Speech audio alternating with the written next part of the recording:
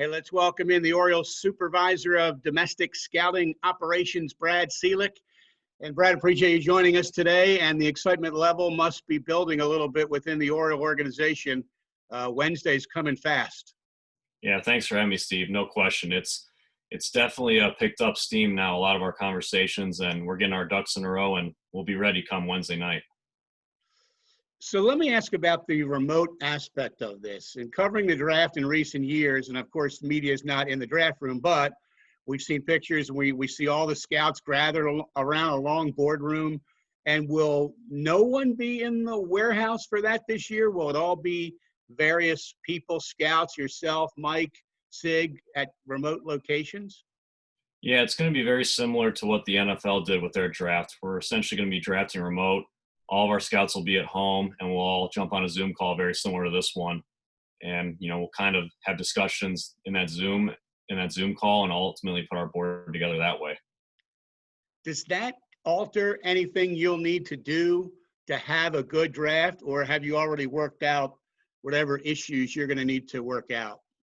I actually reached out to the Ravens and a couple NFL teams and kind of asked, how they went about their process, even before MLB ultimately decided to go with a remote draft, just in case, that possibility came to fruition. So we put in a lot of time and effort as far as the planning, the logistical planning, and just making sure that we're all on the same page. So we should be ready to roll come the draft. So we should be okay there. So, Brad, last year, Mike Elias made it known that it would be very important the in-person meetings he would have with the top candidates for the 1-1 pick. And he went out to the West Coast to meet with Adley and I'm sure his family and so forth. And were you able to do any of that this year? Or what was the process, the getting to know you, the learning the makeup, the character, the background of these kids? Exactly. That's extremely important throughout this entire process. And we started that process actually last December. I went to numerous events, kind of in Atlanta, Georgia area, and also went down to Florida to talk to some players down there. And then, Mike and I also went out and traveled and talked to a handful of players, in January and February. And we've continued to kind of have these conversations over Zoom. I've talked to around maybe 35 to 40 players over the last month via Zoom call. So we don't take the makeup aspect lightly here. We make sure we do our due diligence. We make sure that they have the traits that we're looking for as far as being competitive, but also have the growth mindset as far as, the work that's needed to put in and ultimately get them to the next level. Wow. So you must feel great about you have maybe not had face-to-face, you're in the same room, but you're looking at each other even on a computer screen as we are. I mean, you can gain a lot and learn a lot, I would bet. Correct. Absolutely. Yeah. It's pretty interesting even what a 20-minute Zoom call can tell you about, how guys are wired and what makes them tick. And ultimately we're looking for those guys that, despise losing and ultimately, are wired the correct way in order so that we can kind of turn this around at all levels throughout the organization. Brad Ciolek visiting with us, the Orioles Supervisor of Domestic Scouting Operations. Brad, it's been said, and I don't have stats in front of me, but it's been my experience at the top of the draft, first 5, 6, 7 picks, the Orioles are at number 2. Generally, there's been more success for hitters over pitchers. Does that do you agree with that, first of all? And secondly, does that impact the Orioles thinking about this pick Wednesday night? Historically speaking, I would say that you're correct in that regard, that there's typically been more successful position players. But Mike Elias and Sig Mejdal have been doing this a long time, and they're not afraid to essentially look the other direction in regards to any specific player, whether it's a position player or a pitcher. They weigh every single variable ultimately in making their decisions. So I wouldn't say that it's going to necessarily shy us away from taking a pitcher potentially a number 2. And they ultimately just kind of keep everything open. And I should also mention that, we're not also afraid to potentially climb the ladder and take a high school player as well. So they've done this a long time, and ultimately they're going to weigh every single factor in the decision and pick the best player for the organization, regardless if it's a pitcher, hitter, high school, or college player. Along the same lines, a question I get a lot from fans, and again, my experience dealing with scouting directors and scouts over the years have indicated don't draft for need when you have a pick that high. You don't look at your current 25-man roster and say, we need position X, Y, and Z. That's what we're going after. I mean, is that a valid statement that you don't really consider need of the 25-man roster going into Wednesday night? extremely valid, and that philosophy rings true even to, in pertaining to this draft. We aren't looking essentially for a certain position to draft with the number 2 overall selection. We just want the best player regardless of the position that he may be.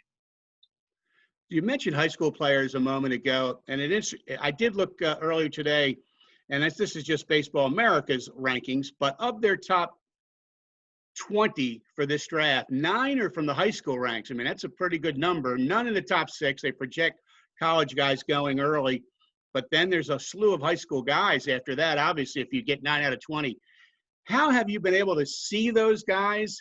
Did any of them play games this year? I mean, what's that been like for you trying to really hone down on that group? So we start our follow coverage immediately about a week after the draft. There's events that start right up, specifically for high school players. So we do have a track record as far as high school players go, as far as scouting them extensively last summer.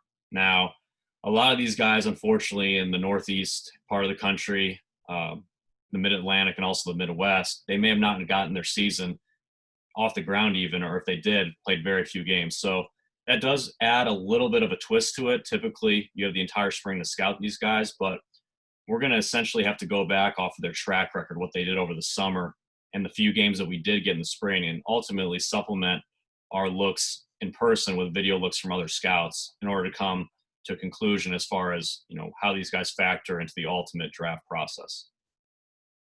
And that must make it tough when it comes to the high school guys, because so many, Grayson Rodriguez is a prime example, really made leaps and bounds as a senior, and that put him in a position to be the 11th pick of the Orioles.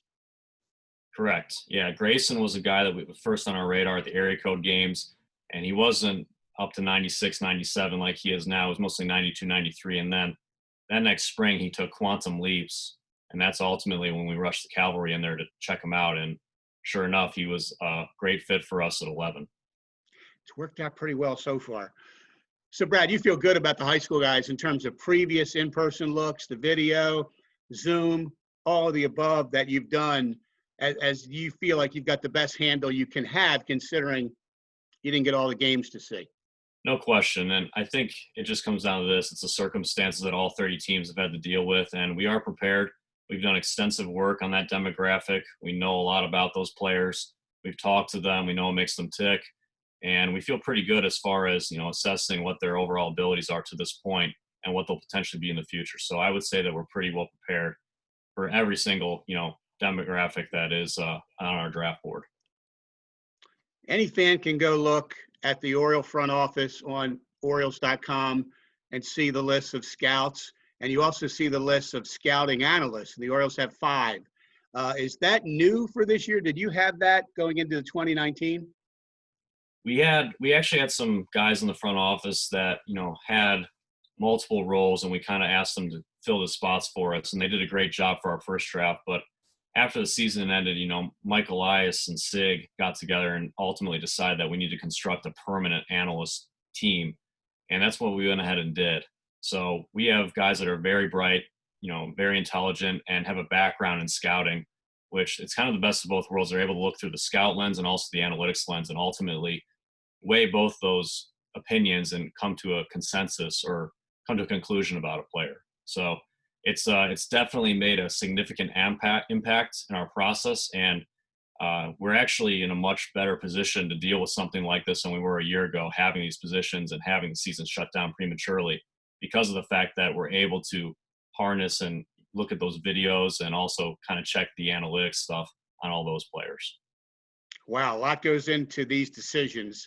And so scouting analysts, without giving away trade secrets here, what are some of the things they do provide you that make the impact? Well, a lot of their work comes in handy as far as analyzing data sets that we get, whether it's TrackMan data or batted ball data from college or high school games or tournaments that are played over the summer months, and also the NCAA season. Typically, it's all the way through May, but with this year cut short in March. And ultimately, what we're able to do is that there's something in the numbers that we notice, hey, maybe the guy's hitting it a little bit harder than he was a year ago, or, maybe the breaking ball is playing a little bit better. We can kind of go back and have them take a look and see if there was a reason for that. And they can get in touch with our scouts and talk it over amongst themselves and ultimately try to figure out, what was that change? Is it for real? And, should we be looking at this more closely? So all the top college programs, I would guess, have a lot of the data now, like TrackMan and so forth. Is it getting prevalent in the high school ranks too? It is. It's starting to become more prevalent, and that's what's kind of crazy. A couple of years ago, the data that's available now just didn't exist. You see a lot of it also at these high school fields now, where they have TrackMan units even, or Rapsodo stuff, and it's been very it's kind of boomed to an extent. It's just kind of crazy how it's exploded over the past couple of years. So is another thing that scouting analyst does, I'm assuming and presuming here, so I'll ask to learn for sure, is make models and projections of here's a guy from school X, and here's what we project he might do in the next 2, 4, 6 years, and we're kind of projecting and giving you a model. Correct. Yeah, they work hand in hand with our analytics team and kind of work on certain things like that and coming up with a model. And then we talk amongst ourselves as far as a group and try to figure out, do we have concerns with it? Do we like guys higher than the model necessarily spits out, or do we like them a little bit lower? And it's a good conversation. It's a good dialogue, especially this time of year. It gives us a baseline to start from, and we kind of work that way. Very interesting. And is like this, the eyes in the park, which everybody talks about, the old school scout can see and pick up things that maybe data can't, and data might pick up things that the scout can't. And is it basically this large body of information comes together for the Orioles to make decisions? Correct. It's a balancing act, definitely. And I think it's been really interesting just seeing how the whole process worked over the last 2 years and how we incorporate data from both sides of the equation ultimately to make a decision. So Brad, let's talk about last thing here, and thanks so much for being generous with your time. After the 5-round draft ends, and you mentioned to me before we started recording, there's a 48-hour period, and then after that period, teams can contact undrafted players, of which obviously there'll be talented guys who would have gone in round 6, 7, 8 in a normal draft. Or you feel like you'll have a shot to get some of those guys? What will be the process of trying to get some of those guys? Yeah, it's kind of hard to have a crystal ball and determine ultimately who's going to go in a 5-round draft. But we do have essentially around 500 players ranked, and we're going to cut that list down to 300 for our draft board. And ultimately, for those guys that are not selected, we'll wait till after the quiet period and then reach out to them and essentially make them an offer. But as I mentioned, we're just trying to cast a wide net, try to get as many players as we think, can play at the next level as possible, and then ultimately see what happens once the dust settles and then make our decision from there. Yeah, it must be new for all of baseball because this has never happened before, Correct. anything like this. Do some teams, and maybe the Orioles are one of them, look at this as this is a real chance to do some real good here? We're just going to have to see how it goes. And do you also have a general thought of how many of those players you'd consider signing or you'd hope to?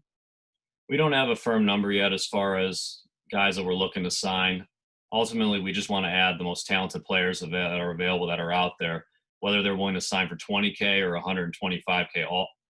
Ultimately, that's not going to be the case this year. We have a max of $20K, but the goal has always been to find the most talented guys and, use whatever resources we have available to find those players. And we will be aggressive after the draft and once that quiet period ends, because we do want to add more talent to our system and continue to build upon the foundation that we already have. It's almost like recruiting because all teams are going to know some top names that are available. They're all going to want them. They're all going to try. And the player may say, well, I'm just going to go to school. I'm not ready to sign for $20,000. But you made a good point, I thought, when you were interviewed by Paul Mancano on National Access a couple days ago, that you felt the success of your 2019 draft and the development of many players is a real positive that should tell prospective signees you could be a part of this too.